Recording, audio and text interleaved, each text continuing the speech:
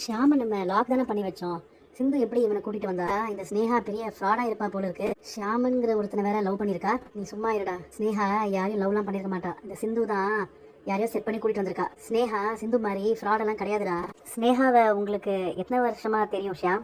எனக்கு 7 இயர்ஸாக தெரியும். ஆமாம் மேடம், நாங்கள் ஸ்கூலில் படிக்கும்போது ஒன்றா தான் படித்தோம்.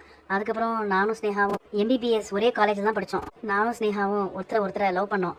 ஆனால் ஸ்னேகாவோட அப்பா என்னோட ஃபேமிலி பேக்ரவுண்ட் தெரிஞ்சுட்டு எங்களை லவ் பண்ண வேணான்னு தடுத்தாரு. எனக்கு அம்மா அப்பா கிடையாது, நான் ஆர்ஃபனேஜில் தான் வளர்ந்தேன். அதனால ஸ்னேகாவோட அப்பா யாருமே இல்லாதவனுக்கு என் பொண்ணை கட்டி கொடுக்க முடியாதுன்னு கடுமையாக எதிர்ப்பு தெரிவிச்சாரு. ஸ்னேகாவோட அப்பா பெரிய கோடீஸ்வரர், ஆனால் எனக்கு எந்த சொத்தும் எதுவுமே இல்லை. அதனால ஸ்னேகாவும் கொஞ்சம் கொஞ்சமாக என்னை வெறுக்க ஆரம்பிச்சிட்டா. என்னை விட்டு ஏன் விலைக்கு போறேன்னு கேட்டதுக்கு உன்ன மாதிரி பிச்சைக்காரனை கல்யாணம் பண்ணி என் வாழ்க்கையை ஸ்பாயில் பண்ணிக்க விரும்பலன்னு சொல்லிட்டா. அதுக்கப்புறம் ஸ்னேகாக்கு அதே காலேஜில் படிச்சுட்டு இருந்த சிவா மேலே காதல் வந்துச்சு. சிவா பணக்கார வீட்டு பையங்கிறதுனால ஸ்னேகா அவரை காதலிக்க ஆரம்பிச்சா. ஸ்னேகா என்னை காதலிக்கிறாங்கிற விஷயத்தை நான் சிவா கிட்ட சொல்லிடுவேன்னு தெரிஞ்சு அவங்க அப்பா வச்சு அடியால வச்சு மிரட்டி என்னை கொண்டுடுவேன்னு மிரட்டினாங்க. என்னை ஆள் வச்சு அடிச்சு நான் செத்துட்டேன்னு நினச்சிட்டு அவங்க போயிட்டாங்க. அப்போதான் என்னோட ஃப்ரெண்டு ராம் என்னை காப்பாற்றி ஹாஸ்பிட்டலில் சேர்த்தான். தலையில் அடிப்பட்டதால நான் கோமா ஸ்டேஜுக்கு போயிட்டேன்.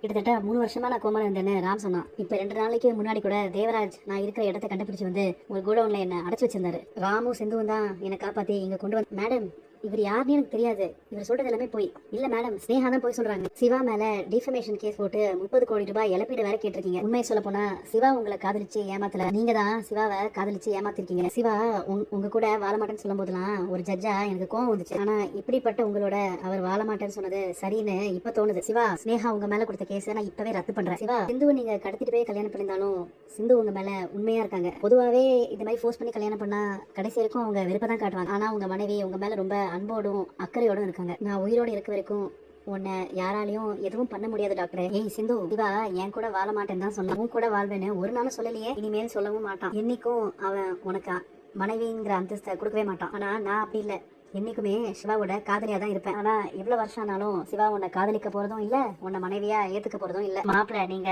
பத்திரமாத்த தங்கன்றத என் பொண்ணு நிரூபிச்சிட்டா.